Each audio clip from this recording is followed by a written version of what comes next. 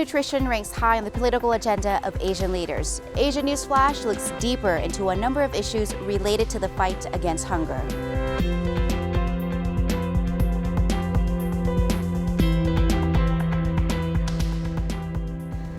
Welcome to Asia NewsFlash. I'm Serena Manisho, your host for today's program. The past decade has been a period of unprecedented change in Asia and the Pacific. Some of these changes include Asia's recovery from the economic crisis, as well as regional integration, the emergence of political and economic power, and also accelerating demand of natural resources in the region. In addition to that, there's a high level of interest in forest conservation and management, which is shaping the future of forestry in the region. Today, joining us in the studio is Patrick Durst, where he will be mapping out the future of forests and forestry towards the year 2020. Mr. Durst is the FAO Senior Forestry Officer based here in Bangkok. Mr. Durst, welcome to the program. Thank you, my pleasure. Now, you have been spearheading a major study involving some 30 Asia-Pacific countries in a wide-ranging initiative to gather information, examine the evolutions of key forestry issues, as well as review key trends. Now, in your view, what is the main priority for forestry development in Asia? First and foremost, we need to rebuild the natural resource base, while at the same time carefully protecting the remaining forest resources.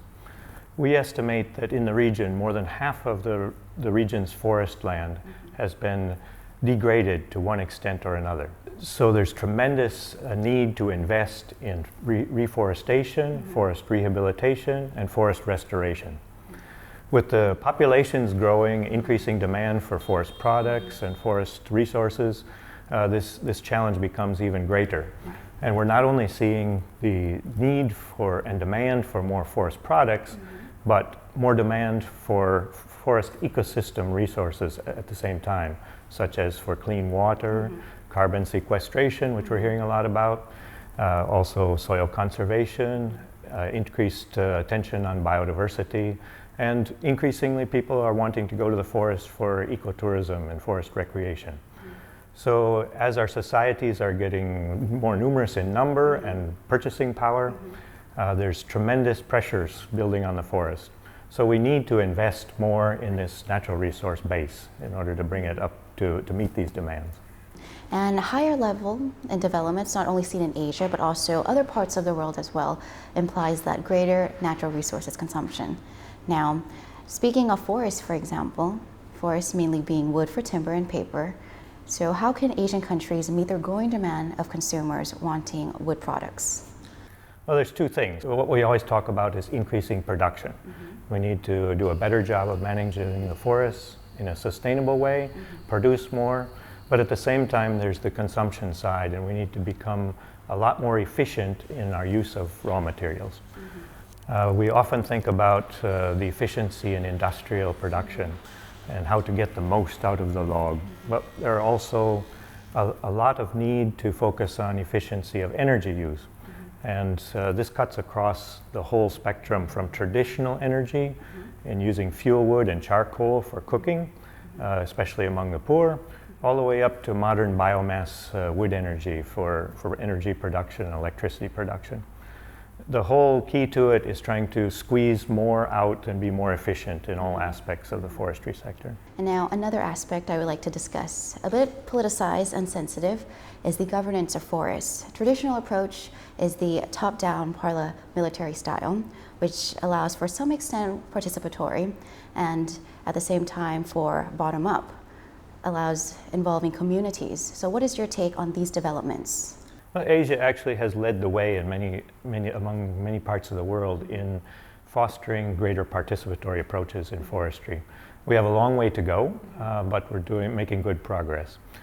There is a growing push for this in order to also eliminate or reduce corruption and malfeasance in the sector, and this is being driven on a couple of fronts. One is by the markets, that in developed countries becoming much more discerning about the legality of the products and how they're produced under sustainable approaches, and also under the growing mechanisms for climate change related to forestry. There's a much greater demand that the forests are managed in a way that involves the local people in the decision making and account for all aspects of forest management, not just producing the timber. Okay. What about FAO itself? How is FAO addressing these issues? We're focusing a lot on the forest policy and governance approach. Together with our other UN partners, we're working on the forestry and climate change issues and the associated governance. This includes also improving and changing, reforming the forest institutions and agencies involved. We're also looking very much at addressing this directly by building capacity. We've been running a series of forest policy short courses, and recently we have launched the Asia Pacific Forest Policy Think Tank. The idea behind this is to bring together the best policy folks from the region, give them a chance to collectively assess the issues, share experiences in implementation, and also to provide a much greater Asia-Pacific voice when it comes to forest policy. So they're able to express their insight on the matter truthfully. Exactly.